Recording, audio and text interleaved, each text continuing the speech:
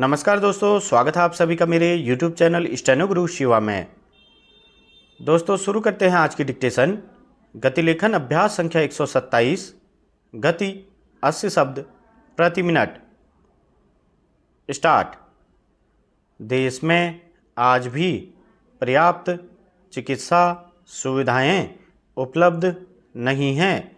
यही वजह है कि आबादी का बड़ा हिस्सा बेहतर स्वास्थ्य सुविधाओं से वंचित है। उन्हें बेहतर इलाज के लिए भटकना पड़ता है। देश में अस्पतालों और चिकित्सकों की उपलब्धता जनसंख्या घनत्व के हिसाब से बहुत कम है।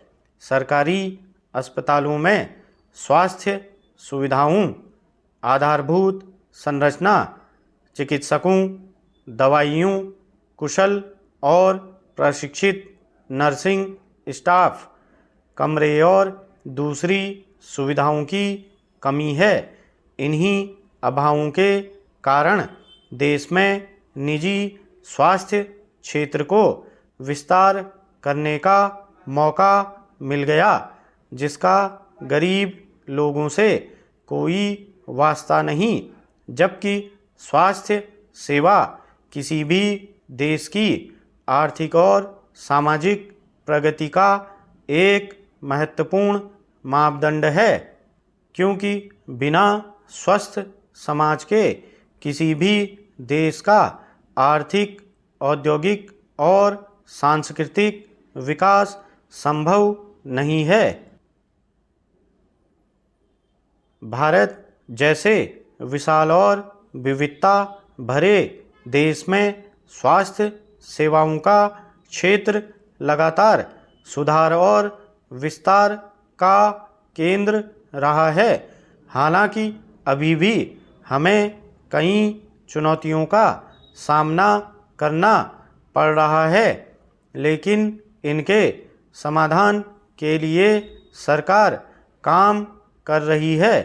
अब भी स्वास्थ्य क्षेत्र में स्थिति दयनीय बनी हुई है।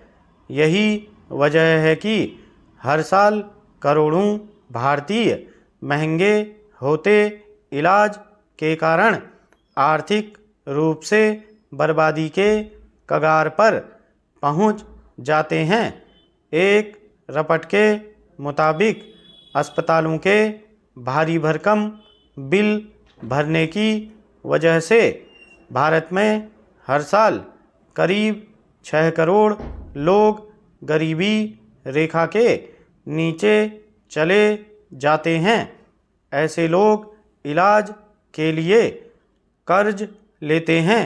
इसका प्रमुख कारण सस्ती और उच्च गुणवत्ता वाली स्वास्थ्य सेवाओं तक आम लोगों की पहुंच नहीं होना है।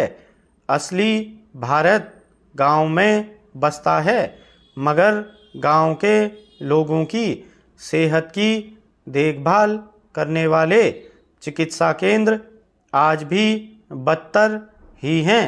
ग्रामीण क्षेत्रों में चलने वाले प्राथमिक स्वास्थ्य केंद्रों और सामुदायिक स्वास्थ्य केंद्र में चिकित्सा विशेषज्ञों की काफ़ी कमी देखी जाती है।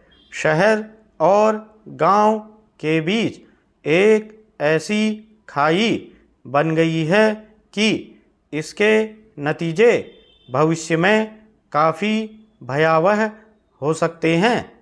भले ही देश में तरक्की के कितने भी दावे किए जाएं, पर गांवों में करीब 60 से 70% चिकित्सा विशेषज्ञों की कमी होना अपने आप में कई सवाल पैदा करता है। ऐसे में स्वस्थ भारत, खुशहाल भारत कैसे बनेगा, यह एक बड़ा सवाल है।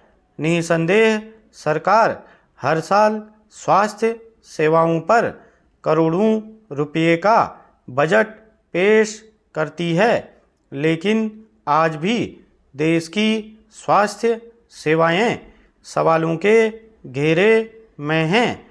स्वास्थ्य सुविधाओं की बदहाल स्थिति किसी से छिपी नहीं है।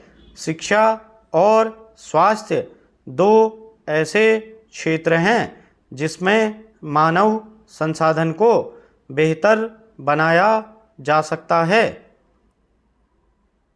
स्टॉप।